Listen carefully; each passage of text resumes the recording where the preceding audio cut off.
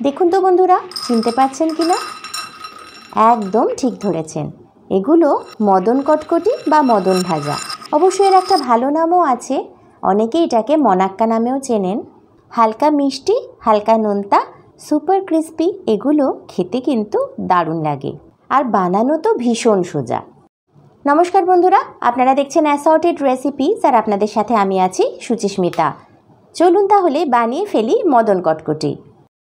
প্রথমেই একটা মিক্সিং বলে আমি 250 গ্রাম ময়দা নিয়ে নিয়েছি।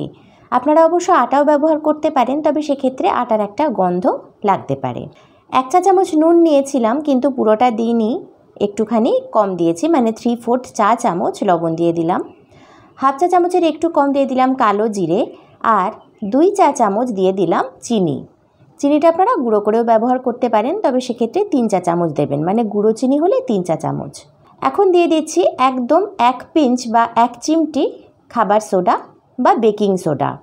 এটা থাকলে অবশ্যই দেবেন, অবশ্য না থাকলে না দিলেও চলবে, দিলে একটু বেশি খাস্তা হয়। একটু মিশিয়ে নিয়ে এর মধ্যে দিয়ে দিচ্ছি 1 টেবিল স্পুন গলানো ঘি। 1 টেবিল স্পুন মানে এখানে 15 ml আছে বা 15 মিলিলিটার আছে। ওই একই চামচে মেপে, মানে 1 টেবিল স্পুন দিয়ে দিচ্ছি সাদা তেল। এখানে রিফাইন্ড সানফ্লাওয়ার অয়েল আমি ব্যবহার করেছি। এখন দুটো হাত ভালো করে পরিষ্কার করে ধুয়ে নিয়ে ভালো করে ময়ানটা দিয়ে দেবো। দুটো হাতে ঘষে ঘষে ময়ানটা দিতে হবে, ঠিক যেমনটা আপনারা দেখতে পাচ্ছেন। আচ্ছা, বলে দিই, বাড়িতে যদি এই টেবিল স্পুনটা না থাকে, তাহলে বাড়িতে যে বড় চামচ আমরা ব্যবহার করি সেই চামচের 1.5 চামচ দিয়ে দিলেই মাপটা একদম সমান হয়ে যাবে।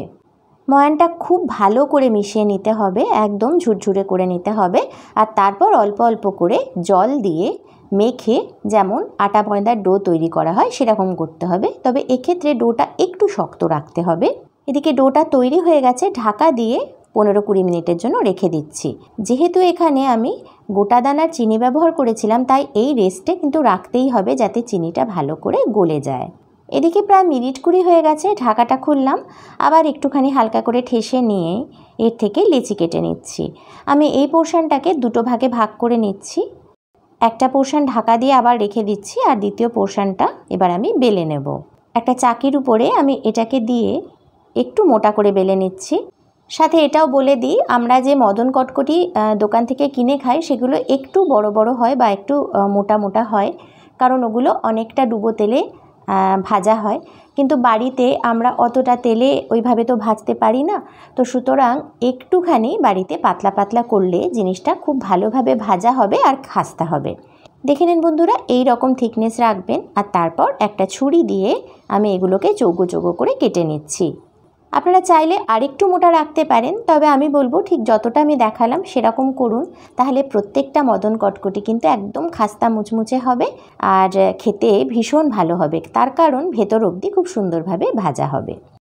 যেমনটা দেখতে পেলেন, আমি ছুরি দিয়ে এগুলোকে কেটে নিয়েছি। মোটামুটি চৌকো চৌকো করে এগুলো কেটে নিতে হয়, আর দেখুন এই রকম থিকনেস রাখলেই হবে। এগুলো তেলে দিলে আরও অনেকটাই ফুলে যাবে, মানে যা আছে তার ডাবল হয়ে যাবে। দেখে মনে হচ্ছে এগুলো একটা আরেকটার সাথে লেগে গেছে, বা এটাকে তুলবেন কি করে এটা হয়তো ভাবছেন। কোনো অসুবিধাই নেই, ছুরিটাকে ঠিক এইভাবে ঢুকিয়ে আলতো করে তুলে নেবেন, আর তুলেই তেলে ভেজে নিতে হবে। একটা কড়াইতে পর্যাপ্ত পরিমাণে রিফাইন্ড অয়েল দিয়ে দিয়েছি, এটা সানফ্লাওয়ার অয়েল দিয়ে দিলাম। তেলটা ভীষণ গরম করে নেওয়ার প্রয়োজন নেই, মোটামুটি একটা আঙুল ডুবাতে পারি এরকম গরম করে নিলেই হবে। মাখা ময়দাটা থেকে একটা টুকরো তেলের মধ্যে দিলাম, আর দেখুন টুকরোটা কিন্তু সাথে সাথেই ভেসে উঠলো না, আর সাইড থেকে হালকা হালকা বাবলস দেখা যাচ্ছে, মানে তেলটা একদম পারফেক্টলি গরম আছে। এখন অল্প অল্প করে দিয়ে ভেজে নেব। তেলের পরিমাণের মতন মোটামুটি আন্দাজ করে দিতে হবে, আর প্রথম অবস্থায় একদম নাড়াচাড়া করা যাবে না, একটুখানি এইভাবে নাড়িয়ে দিতে হবে কড়াইটা ধরে। আর তারপর যখন এরকম ভেসে উঠবে, তখন একটা ঝাঁঝরি হাতা দিয়ে ভালো করে নেড়ে চেড়ে দিতে হবে। তেল গরম করার সময় থেকে সম্পূর্ণ ভাজার প্রসেসটাতেই ফ্লেমটা একেবারে লোতে থাকবে। এখন মোটামুটি 6 মিনিট মতো হয়ে গেছে লো ফ্লেমে ভাজতে ভাজতে। দেখুন রঙটা যখন এই রকম হয়ে যাবে, মানে একটু গোল্ডেন ব্রাউন কালার আসবে, তখন এগুলো তেল থেকে তুলে নিতে হবে। আমি যে থিকনেসটা করেছি তাতে করে আমার 6 মিনিট লেগেছে পুরোপুরি ক্রিস্পি বা খাস্তা করতে। যদি আরেকটু মোটা করেন তাহলে আরও একটু বেশি সময় লাগবে। আর ঠিক একই রকমভাবে আমি সব কটা ভেজে নিচ্ছি। আওয়াজটা শুনুন বন্ধুরা, দেখেছেন তো কতটা খাস্তা হয়েছে। তাহলে তৈরি হয়ে গেল একেবারে খাস্তা মুচমুচে মদন কটকটি বা মনাক্কা। আচ্ছা বন্ধুরা, আপনারা এটাকে কী নামে চেনেন অবশ্যই আমাকে কমেন্টে জানাবেন। অল্প মিষ্টি আর অল্প নোনতা এই স্ন্যাক্সটা কিন্তু দারুণ লাগে খেতে। শুধু মুখে তো ভালো লাগেই, চা বা কফির সাথেও দারুণ লাগে। দেখেছেন তো কতটা ফুলেছে, আর থিকনেসটা মোটামুটি এই রকম থাকবে। আর আমি এবার একটা আপনাদের ভেঙে দেখিয়ে দিচ্ছি।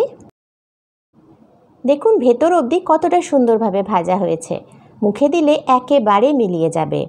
আপনারা দেখছিলেন অ্যাসর্টেড রেসিপিস। আর যদি আজকের এই রেসিপিটা ভালো লেগে থাকে, অনুরোধ করব একটা লাইক আর অনেক অনেক শেয়ার সহ চ্যানেলটাকে সাবস্ক্রাইব করে আমার পাশেই থাকার জন্য। আজ তাহলে এই পর্যন্তই, দেখা হবে আগামী পর্বে। টিল দেন।